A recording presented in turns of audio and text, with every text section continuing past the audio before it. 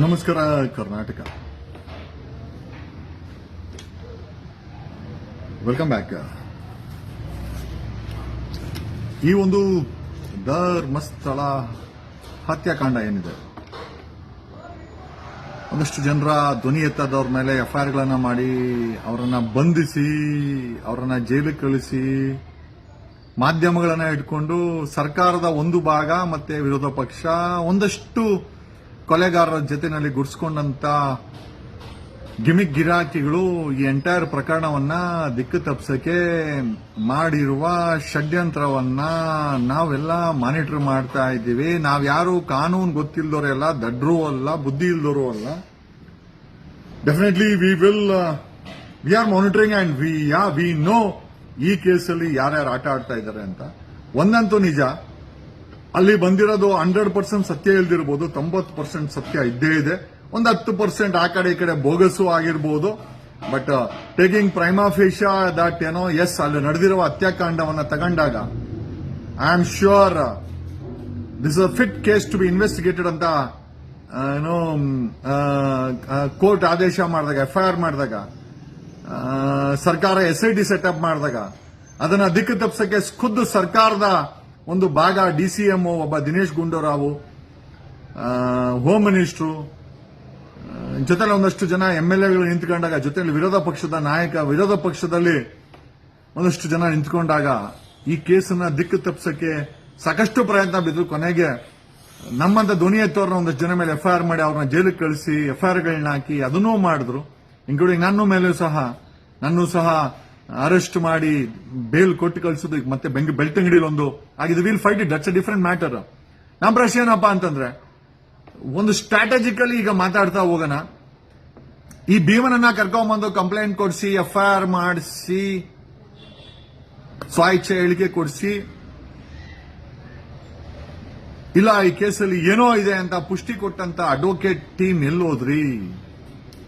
ಯಾಕೆ ಮಾತಾಡ್ತಾ ಇಲ್ಲ? ಯಾಕೆ ಭೀಮನನ್ನ ಅರೆಸ್ಟ್ ಮಾಡಿದರೆ? ಇಷ್ಟು ದೊಡ್ಡ ಆರೋಪಗಳಾಗಿರ್ಬೇಕಾರೆ ನೀವುಗಳು ಕರ್ಕೊಂಬಂದಲ್ಲಿ ಸ್ಟೇಟ್ಮೆಂಟ್ ಕೊಡಿಸಿ ತಾನೆ ನಾವೆಲ್ಲ ಮಾತಾಡಿದ್ದು. ಎಲ್ಲೋದ್ರಿ? ಏನ್ ಮಾಡ್ತಾ ಇದ್ದೀರಾ? ಇಷ್ಟೆಲ್ಲ ವಿರೋಧಿಗಳು ಮಾಡ್ಬೇಕಾದ್ರೆ ತೆಪ್ಪಗಿರೋದು ನೋಡಿದ್ರೆ ನಮ್ಗೇನೋ ಒಂದು ಕ್ವಶನ್ ಮಾರ್ಕ್ ಕಾಣಿಸ್ತಾ ಇದೆ. ನೀವೇನಾದ್ರೂ dash dash dash dash dash ನಾನು ಏನು ಹೇಳಕ್ ಇಷ್ಟಪಡಲ್ಲ. ಅದೊಂದಾಯ್ತು ಅಂತಂದ್ರೆ, ಈ ಮುಸುಕುದಾರಿನ ನನ್ನೇನೋ ಅರೆಸ್ಟ್ ಮಾಡಿದ್ದಾರೆ ಅಂತಂದ್ರು. ಜೊತೆನಲ್ಲಿ ಈ ಅನನ್ಯ ಭಟ್ ಅವರ ತಾಯಿಯನ್ನ ಮಾಧ್ಯಮಗಳು ಎಡಬಿಡದೆ ಕಾಡಿ ಆಕೆ ಸುಳ್ಳುಗಾತಿ ಅಂತ ಹೇಳಿಸಿ ಅವ್ರ ಮನೆಗೆ ಹೋಗಿ ಅಮ್ಮ ಪ್ರಜ್ಞೆ ತಪ್ಪು ಕೆಳ ಬಿದ್ದೋಗಿ, ಇಲ್ಲ ಇಲ್ಲಿ ಧರ್ಮ ಅನ್ನೋದೇ ತುಂಬಾ ಇಂಪಾರ್ಟೆಂಟ್, ಮಾನವೀಯತೆ ತುಂಬಾ ಇಂಪಾರ್ಟೆಂಟ್ ಅಲ್ವಾ? ಯಾರು ಇಲ್ಲಿ ಧರ್ಮದ ಬಗ್ಗೆನೂ ಮಾತಾಡಿಲ್ಲ, ಹಿಂದುತ್ವದ ಬಗ್ಗೆನೂ ಮಾತಾಡ್ತಿಲ್ಲ. ಅಲ್ಲಿ ನಡೆದಿರುವ ಹಿಂದೂ ಹೆಣ್ಣು ಮಕ್ಕಳ ಕೊಲೆ ಬಗ್ಗೆ ನಾವು SIT ಮುಖಾಂತರ ತನಿಖೆ ಮಾಡಿಸ್ತಾ ಇದ್ರೆ, ಪ್ರತಿ ಒಂದು ದಿವಸ, ಪ್ರತಿ 2ನೇ ದಿವಸನೂ ಅಲ್ಲಿ ಜಾಥಾಗಳು ಎತ್ಕೊಂಡು ಅಲ್ಲಿ ಹೋಗಿ ಧಮ್ಕಿಗಳು ಹಾಕೋದು, ಡಿಸ್ಟರ್ಬೆನ್ಸ್ ಮಾಡೋದು, ಅಲ್ಲಿ ಗುಂಪುಗಾರಿಕೆ ಮಾಡೋದು. ಅವ್ರು ಯಾರ ಮೇಲೆ FIR ಸರ್ಕಾರನೂ ಮಾಡ್ತಾ ಇಲ್ಲ, ಬೆಳ್ತಂಗಡಿ ಪೊಲೀಸರು ಮಾಡ್ತಾ ಇಲ್ಲ, ಧರ್ಮಸ್ಥಳ ಪೊಲೀಸರು ಮಾಡ್ತಾ ಇದಾರ. ಏನ್ ಕೊಲೆಗಾರರಿಗೆ ಸರ್ಕಾರ ಪೊಲೀಸರು ಸಪೋರ್ಟ್ ಮಾಡ್ತಾ ಇದ್ದೀರಾ ಅನ್ನೋ ಒಂದು ಪ್ರಶ್ನೆಯನ್ನು ಮುಂದೆ ಇಡುತ್ತಾ, ಮುಸುಕುದಾರಿನ ಕರ್ಕೊಂಬಂದಂತ ವಕೀಲರ ತಂಡ ತಣ್ಣಗಾಗಿದೆ. ಇಲ್ಲೂ ಕೂಡ ಒಂದಷ್ಟು ಅನುಮಾನಗಳು ನಮಗೆ ಮೂಡ್ತಾ ಇದೆ. ನೇರವಾಗಿ ಇದನ್ನ ಮಾಧ್ಯಮದ ಮುಖಾಂತರ ನಿಮ್ಮನ್ನ ಕೇಳ್ತಾ ಇದ್ದೀವಿ. ಯಾಕೆ ಅಂತಂದ್ರೆ, ಇದು ಜನರು ನನ್ನನ್ನು ಕೇಳ್ತಾ ಇದ್ದಾರೆ. ಇವ್ರನ್ನ ಈ ಮುಸುಕುದಾರಿನ ಕರ್ಕೊಂಬಂದಂತ ವಕೀಲರು ಯಾಕೆ ತೆಪ್ಪಗಾಗ್ಬಿಟ್ಟವ್ರೆ? ಏನಾದ್ರೂ ಡ್ಯಾಶ್ ಡ್ಯಾಶ್ ಡ್ಯಾಶ್ ಅಂತ ಇದ್ದಾರೆ? ನನಗೆ ಗೊತ್ತಿಲ್ಲ. This is what the question they are asking and I am openly asking this.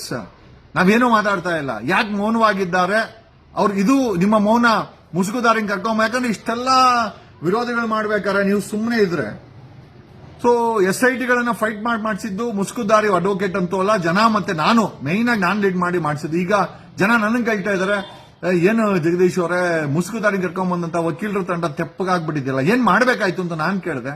ಅದಕ್ಕೊಂದು ಅವರೊಂದಷ್ಟು ಉತ್ತರಗಳನ್ನ ಕೊಟ್ಟರು. ಇಷ್ಟು ದೊಡ್ಡ ಒತ್ತಡ ಆಗ್ತಾ ಇದ್ರಲ್ಲ ಈ ಒಂದು ಪೊಲೀಸರ ಮೇಲೆ, ವ್ಯವಸ್ಥೆ ಮೇಲೆ, ಅಲ್ಲಿ ತನಿಖೆ ಮಾಡ್ತಾರಂತ SIT ಮೇಲೆ, ಯಾಕೆ ಟ್ರಯಲ್ನ ಬೇರೆ ಸ್ಟೇಟ್ ಅಲ್ಲಿ ಕಂಡಕ್ಟ್ ಮಾಡಕ್ಕೆ ಇನ್ವೆಸ್ಟಿಗೇಷನ್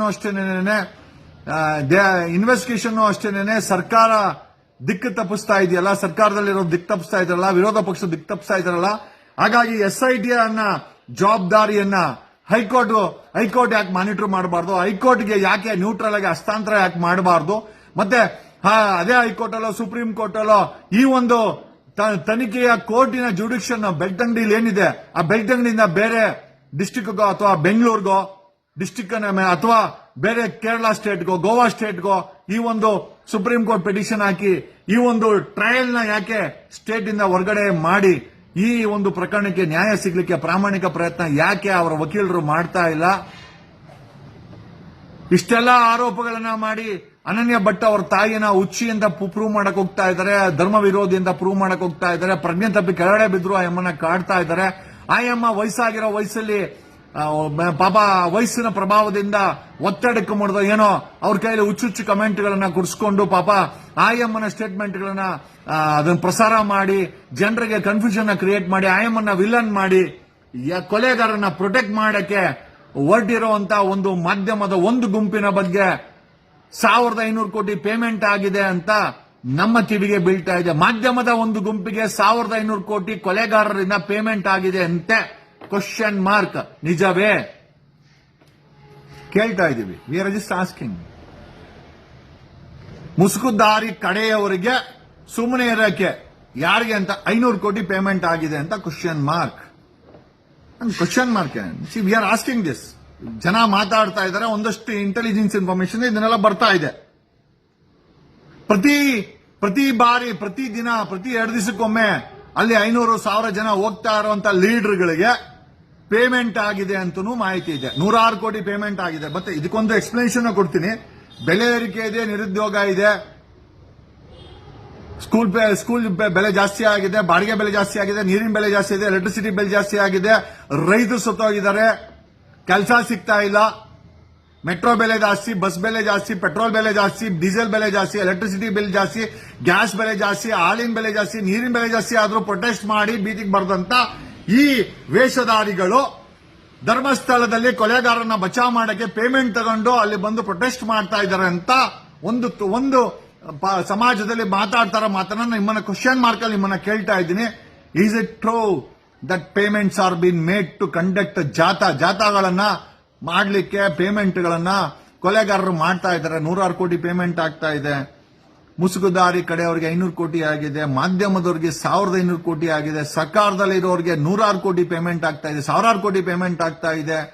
ಅಮ್ಮ ಇದೆಲ್ಲ ಅಂದಾಜು ಒಂದು 30,000 ಕೋಟಿ 2 ತಿಂಗಳಿಂದ ಕೊಲೆಗಾರರು ತಮ್ಮನ್ನ ತಾವು ಪ್ರೊಟೆಕ್ಟ್ ಮಾಡ್ಕೊಳಕ್ಕೆ ಖರ್ಚು ಮಾಡಿದ್ದಾರೆ. ಇಷ್ಟೆಲ್ಲ ಆದ್ರೂ ಮುಸುಕುದಾರಿಯನ್ನ ಕರ್ಕೊಂಡ್ಬಂದಂತ ವಕೀಲರು ಸುಪ್ರೀಂ ಕೋರ್ಟ್ ಅಲ್ಲಿ ಪಿಟಿಷನ್ ಹಾಕಬಹುದಾಗಿತ್ತು.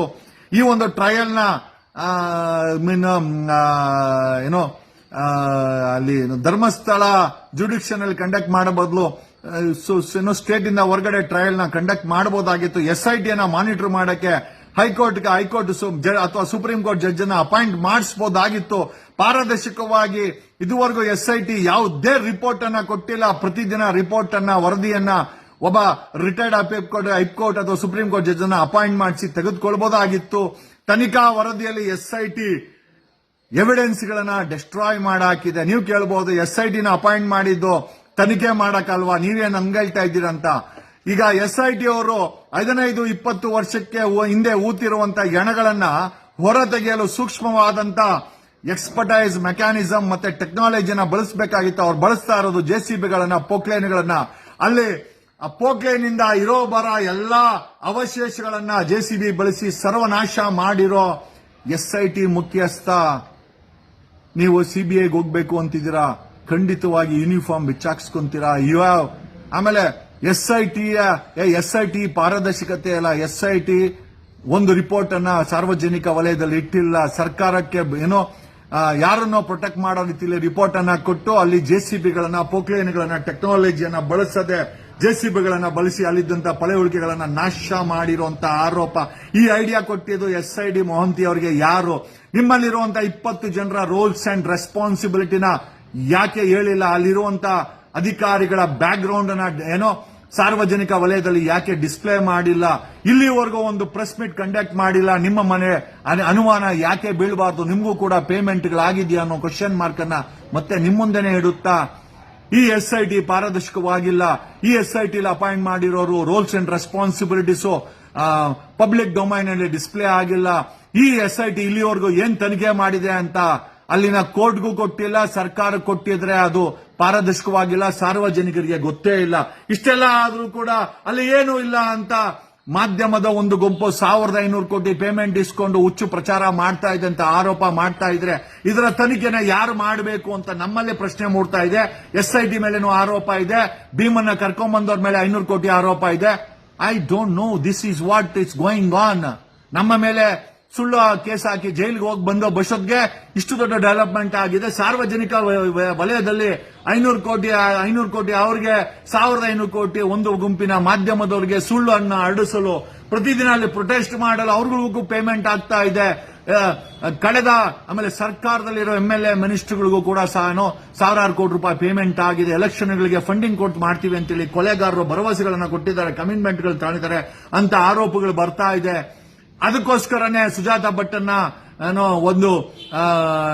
ಒಬ್ಬ ಮಾನಸಿಕ ಅಸ್ವಸ್ಥೆ ಅಂತಾಳ ಆಕೆಗೆ ಬ್ರ್ಯಾಂಡ್ ಮಾಡ್ಲಿಕ್ಕೆ ಒಂದಷ್ಟು ಮಾಧ್ಯಮಗಳು ಓಡಾಟ ಮಾಡ್ತಾ ಇದ್ರೆ ಅಲ್ಲಿ ಹೋಗಿ ಪ್ರತಿದಿನನೂ ಪ್ರೊಟೆಸ್ಟ್ ಮಾಡಿ ಕೊಲೆಗಾರರನ್ನ ಪ್ರೊಟೆಕ್ಟ್ ಮಾಡುವಂತ ಕೆಲಸನ ಕೆಲವರು ಪೇಮೆಂಟ್ ಗಿರಾಕಿಗಳು ಮಾಡ್ತಾ ಇದ್ರೆ ಮೌನಕ್ಕೆ ಜಾರಿ ಇರುವ ಮುಸುಗುದಾರಿಯ ವಕೀಲರ ಬಗ್ಗೆನೂ ಕೂಡ ಪ್ರಶ್ನೆಗಳು ಎತ್ತಲಾಗ್ತಾ ಇದೆ. ನಮ್ಮ ಪ್ರಶ್ನೆ ಏನಪ್ಪಾ ಅಂತಂದ್ರೆ, ಇಷ್ಟೆಲ್ಲ ಆಗ್ತಾ ಇದ್ರು ಅವೈಜ್ಞಾನಿಕವಾದಂತ ರೀತಿಯಲ್ಲಿ ಅಲ್ಲಿ ಪಳವಳಿಕೆಗಳನ್ನ ಆರ್ಕಿಯಾಲಜಿಕಲ್ ಡಿಪಾರ್ಟ್ಮೆಂಟ್ ಅವರೋ ಅಥವಾ ಟೆಕ್ನಾಲಜಿಯನ್ನೋ ಅಥವಾ ಸೂಕ್ಷ್ಮವಾಗಿ ಅಲ್ಲಿ ಮ್ಯಾಸ್ಕುಲೇನ್ ಮಾಡಿ ಹೊರತೆಗೆಯುವಂತ ಕೆಲಸನ ಬಿಟ್ಟು ಪೋಕ್ಲೇನ್ಗಳನ್ನ JCBಗಳನ್ನ ಬಳಸಿ ಮಳೆಯಲ್ಲಿ ಸರ್ವನಾಶ ಮಾಡಿದಂತ SIT ಟೀಮಿನ ಮೊಹಂತಿ ಅವರ ಬಗ್ಗೆನೂ ಕೂಡ ಅನುಮಾನಗಳು ಮೂಡ್ತಾ ಇದೆ.